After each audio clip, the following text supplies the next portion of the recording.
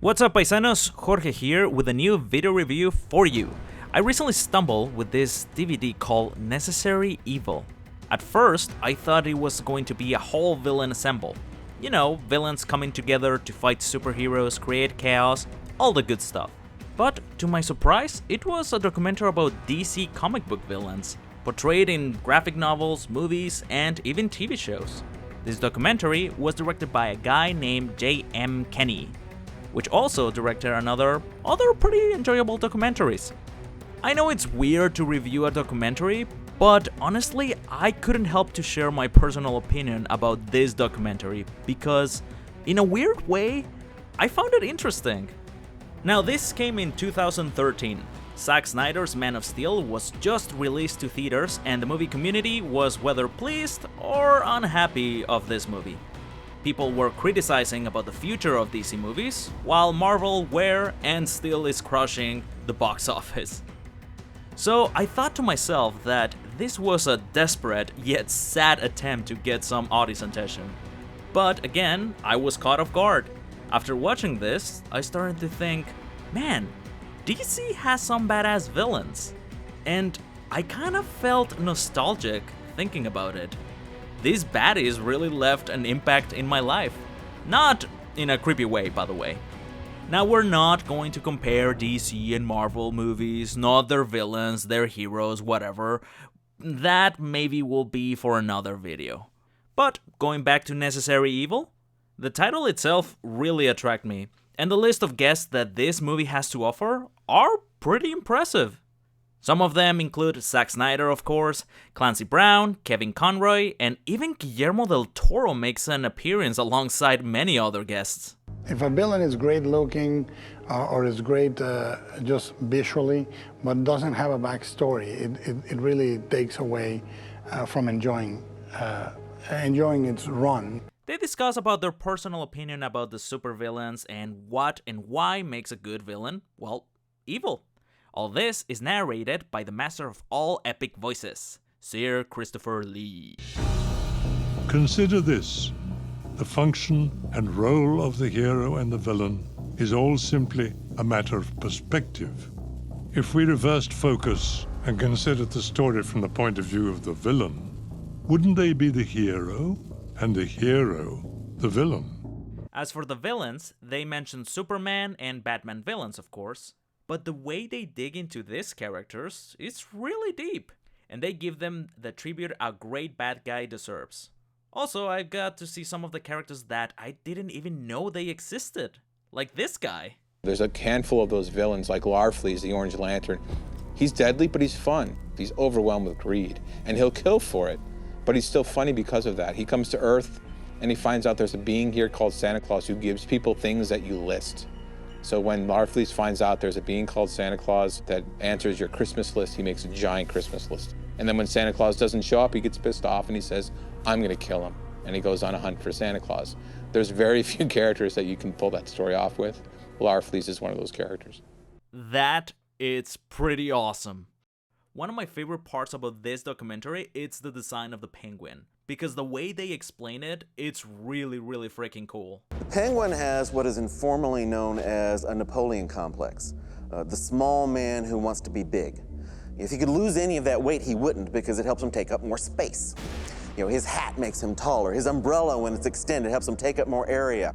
From the very first story he appears in, wants to rise up in high society and wants to be a crime boss. A number of stories feature him running for mayor, not because he wants to do something great for Gotham, because he wants that status. He wants the power that goes with it, and he wants the status to be the big man over everybody else in Gotham. The variety of villains is massive, and it's really nice to see interviews of voice actors from the animated series and movies, because you don't see much appreciation for this kind of job anymore, especially now that live-action comic books are taking over. And you get to see Claudia Black in all her badassness and sexiness and beautiness, and God, this woman is perfect. What's the point of having a villain who can't act out the aspects of ourselves that we must repress? I can be evil. Listen, I'm going to give you my husband's phone number and you can have a long chat with him. See? I told you. If I have to give this movie a really hard time, I would say if you aren't into this type of things, like comic books and things like that, you will hate this movie because it is pure nerd talk. Also, it can feel very long. Even though you see some of the illustration and the comic books and clips, it can feel a little bit tiresome. Also, you start to see that a lot of the villains don't really have the most original names. You know, Black Manta, Black Mask, Black Adam, Deathstroke, Deadshot, and many deaths and stuff. Bad names aside though, the story of these guys are quite impressive, and it helped me to appreciate more a character by the actions and not only the words they say and the looks, if that makes sense. Actions over words, mind over matter. I have no idea. And yes, this movie mentions the Suicide Squad, which honestly I recommend this comic book series. If you like dark humor and action, it is one of my favorites. Now, some people do ask my opinion about the movie coming up, which I find it hilarious about how people are insanely mad about Jared Leto's look. I'm not sure if I pronounce it right. Jared Leto? I don't know. Anyways, the hair, the tattoo, the haha car, I get it. I honestly haven't heard anything good about this character design. And he's not even in the team. But talking about the actual team that also got a huge backlash, I honestly thought they look okay. A little 90s, but not horrible. Croc looks like Croc, Katana looks like Katana, and Deadshot, holy crap, he looks like this picture, they nailed it. But again, looks are looks, and the thing that really matters is what comes on screen. But going back to the movie, because we're getting really off track. If you're into writing and you like comic books and bad guys, I totally suggest this movie. The themes are of good and evil, the point of view, and the goals are very well explained here. Even if you aren't into comic book writing, but still love to write, I think you should totally check it out. Especially when you start to realize that a good antagonist, most of the time, has a personal agenda. And that's very important if you are into writing. I think that people that are too hooked into the movies give DC a little bit of a hard time. Especially since the release of the New 52, which I don't mind too, and the Man of Steel, which also I don't mind. I thought it was a good movie. I didn't thought it was the best Superman movie, and obviously it has some flaws. People still hate it. But they don't realize that it's just the first step of the Justice League universe. So it will take some time, yeah. While Marvel has more than 10 movies now, but I guess it's people really like taking sides and saying, I like Marvel, I like DC. Well, you know, they like to argue. And I love that too, don't get me wrong.